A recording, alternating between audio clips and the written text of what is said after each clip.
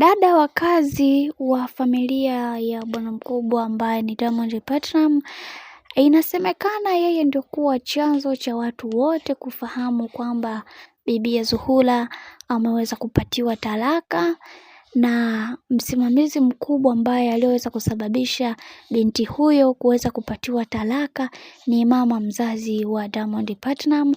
Amedai kwamba alisimamiwa Diamond Platnumz kama mti vile ambavyo unavyosimama kwenye kutoa matunda. Diamond alisimamiwa na mama yake mpaka kuandika hiyo talaka ili aweze kumpatia bibie Zuhura.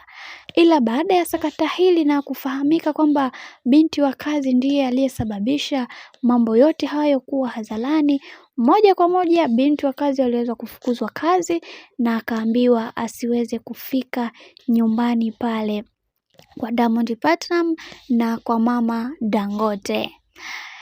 Na hii bwana ilisababishwa na mama Dangote kuweza kutokumtaka bibi Zuhura na kupelekea mtoto wake kuweza kumchukia bibie huyu ambaye ni Zuhura, ambaye ni Zuchu kwa sasa. So dada yule wa kazi baada ya kutoka kufukuzwa pale, moja kwa moja aliweza kumpigia Mange Kimambi na kuweza kutoa siri zote za pale nyumbani. Amezungumza kwamba mama yule ni mbaya, anataka kumuendesha mtoto wake, anapenda kuishi na mwanamke, yani anataka mkwe yule ambaye yeye anayempenda ndiye mtoto wake aweze kumpenda. Kama sasa hivi anavyompenda Tanasha, anatamani Tanasha arudiane na bwana mkubwa ambaye ni Diamond Platnumz.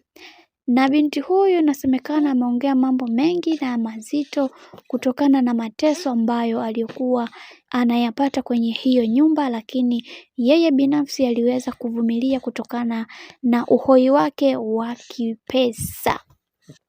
Bwana, hayo ndo maneno ambayo aliweza kufunguka dada wa kazi wa Diamond Platnumz na kusema kwamba mimi binafsi nimeshachokwa na hivi vitu ambavyo vinavyoendelea na niko lazi kuweza kuanza maisha yangu mengine mapya, lakini kuliko kuteseka katika hili jumba la kifalme lakini lenye manyanyaso makubwa. Binti watu walikuwa hataki, wanapigwa vita kila siku. Sasa iweje mimi niendelee kubaki? Acha watafute mtu mwingine. Bwana, hizo ndo kauli za dada wa kazi.